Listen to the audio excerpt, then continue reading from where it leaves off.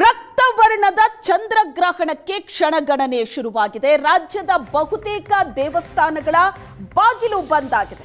ಗ್ರಹಣ ಸ್ಪರ್ಶ ಕಾಲಕ್ಕೆ ಇನ್ನೇನು ಕೆಲವೇ ಸಮಯ ಬಾಕಿ ಇದೆ. ಭಾರತದಲ್ಲಿ 15 ನಿಮಿಷಗಳ ಕಾಲ ಗ್ರಹಣ ಗೋಚರವಾಗುತ್ತೆ. ಮಧ್ಯಾಹ್ನ 3 ಗಂಟೆ 18 ನಿಮಿಷದಿಂದ ಸಂಜೆ 6 ಗಂಟೆ 48 ನಿಮಿಷದವರೆಗೆ ಗ್ರಹಣ ಕಾಲ ಇರುತ್ತೆ. ಗ್ರಹಣ ಸ್ಪರ್ಶ ಕಾಲ 3 ಗಂಟೆ 18 ನಿಮಿಷದಿಂದ ಆರಂಭವಾಗುತ್ತೆ. ಸಂಜೆ 7:45 ಬಳಿಕವೇ ದೇವಸ್ಥಾನಗಳು ಓಪನ್ ಆಗುತ್ತೆ. ಗ್ರಹಣ ಮುಗಿದ ನಂತರ ದೇವಸ್ಥಾನದ ಬಾಗಿಲು ತೆರೆಯಲಾಗುತ್ತೆ. ಆ ನಂತರ ಇಡೀ ದೇವಸ್ಥಾನವನ್ನ ಶುಚಿಗೊಳಿಸಲಾಗುತ್ತೆ. ಅದಾದ ನಂತರ ಭಕ್ತರಿಗೆ ದೇವರ ದರ್ಶನಕ್ಕೆ ಅವಕಾಶ ಸಿಗೋದು. ಬೆಳಗ್ಗೆಯಿಂದ ಪೂಜೆ ಸಲ್ಲಿಸಿದ ನಂತರ ದೇವಸ್ಥಾನದ ಬಾಗಿಲು ಬಂದಾಗಿದೆ. ಹಾಸನದ ಬೇಲೂರು ದೇವಾಲಯದ ಗರ್ಭಗುಡಿ ಬಂದಾಗಿದೆ. ಕೆಲವೇ ಕ್ಷಣಗಳಲ್ಲಿ ಚಾಮುಂಡೇಶ್ವರಿ, ಧರ್ಮಸ್ಥಳ ದೇವಸ್ಥಾನಗಳು ಕೂಡ ಬಂದಾಗುತ್ತೆ. ಗ್ರಹಣ ಕಾಲದಲ್ಲೂ ಉಡುಪಿಯ ಶ್ರೀ ಕೃಷ್ಣ ಮಠ ದರ್ಶನ ಇರುತ್ತೆ. ರಾಜ್ಯದ ಬಹುತೇಕ ದೇವಸ್ಥಾನಗಳ ಬಾಗಿಲು ಬಂದಾಗಿದೆ. ಕೆಲವು ದೇವಸ್ಥಾನಗಳಲ್ಲಿ ಬೆಳಗ್ಗೆಯಿಂದಲೇ ದೇವಸ್ಥಾನದ ಬಾಗಿಲನ್ನ ಮುಚ್ಚಲಾಗಿದೆ. ಗ್ರಹಣದ ಸ್ಪರ್ಶ ಕಾಲಕ್ಕೂ ಮುಂಚಿತವಾಗಿ ಗ್ರಹಣದ ಎಫೆಕ್ಟ್ ಶುರುವಾಗೋದ್ರಿಂದ ಕೆಲವು ದೇವಸ್ಥಾನಗಳು ಬಾಗಿಲನ್ನ ಬಂದ್ ಮಾಡಿವೆ.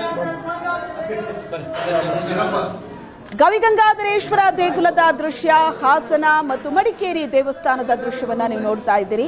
ಪೂಜೆಯನ್ನ ನೆರವೇರಿಸಿ, ಬೆಳಗಿನ ಪೂಜೆ ಏನಿದೆ ಅದನ್ನ ನೆರವೇರಿಸಿ ಆ ನಂತರ ದೇವಸ್ಥಾನದ ಬಾಗಿಲನ್ನ ಬಂದ್ ಮಾಡಿದ್ದಾರೆ. ದೇವಸ್ಥಾನದ ಬಾಗಿಲನ್ನ ಬಂದ್ ಮಾಡಿ ಅದಕ್ಕೆ ದರ್ಬೆಯನ್ನ ಇಟ್ಟಿದ್ದಾರೆ. ಅಂದ್ರೆ ದೇವರಿಗೆ ಯಾವುದೇ ಗ್ರಹಣದ ಕೆಟ್ಟ ಪರಿಣಾಮಗಳು ತಾಕದಿರಲಿ ಅಂತ. ಗ್ರಹಣ ಸ್ಪರ್ಶ ಕಾಲ ಮಧ್ಯಾಹ್ನ 3 ಗಂಟೆ 18 ನಿಮಿಷಕ್ಕೆ. ಆದರೆ ಚಂದ್ರಗ್ರಹಣದ ವಿಚಾರಕ್ಕೆ ಬರೋದಾದ್ರೆ 3 ಯಾಮಗಳಲ್ಲಿ, ಅಂದ್ರೆ ಗ್ರಹಣ ಶುರುವಾಗೋದಕ್ಕೂ 3 ಯಾಮ ಮುಂಚಿತವಾಗಿ ಗ್ರಹಣದ ಎಫೆಕ್ಟ್ಗಳು ಪ್ರಭಾವ ಶುರುವಾಗೋದ್ರಿಂದ ದೇವಸ್ಥಾನಗಳಲ್ಲೂ ಕೂಡ ದೇವರಿಗೂ ದಿಗ್ಬಂಧನ ಗ್ರಹಣ ಕಾಲದಲ್ಲಿ. ಗವಿಗಂಗಾಧರೇಶ್ವರ, ಚನ್ನಕೇಶ್ವರ ದೇವಸ್ಥಾನ, ಹಾಸನದ ಚನ್ನಕೇಶ್ವರ ದೇವಸ್ಥಾನ ನೋಡ್ತಾ ಇದ್ದೀರಿ. ಮತ್ತು ಈ ಕಡೆ ಮಡಿಕೇರಿಯ ದೇವಸ್ಥಾನ ಬಾಗಿಲನ್ನ ಬಂದ್ ಮಾಡಿದ್ದಾರೆ. ಕೆಲವು ದೇವಸ್ಥಾನಗಳಲ್ಲಿ ಮಾತ್ರ ಈಗ ಮಧ್ಯಾಹ್ನದ ತನಕವೂ ದರ್ಶನಕ್ಕೆ ಅವಕಾಶ ಇದೆ. ಮಧ್ಯಾಹ್ನ 1:30, 2 ಗಂಟೆ ತನಕ ದರ್ಶನಕ್ಕೆ ಅವಕಾಶ. ನಂತರ ದೇವಸ್ಥಾನದ ಬಾಗಿಲು ಬಂದ್ ಮಾಡ್ತಾರೆ. ಗ್ರಹಣ ಕಳೆದ ನಂತರ ಮತ್ತೆ ದೇವಸ್ಥಾನದ ಬಾಗಿಲು ಓಪನ್ ಆಗುತ್ತೆ.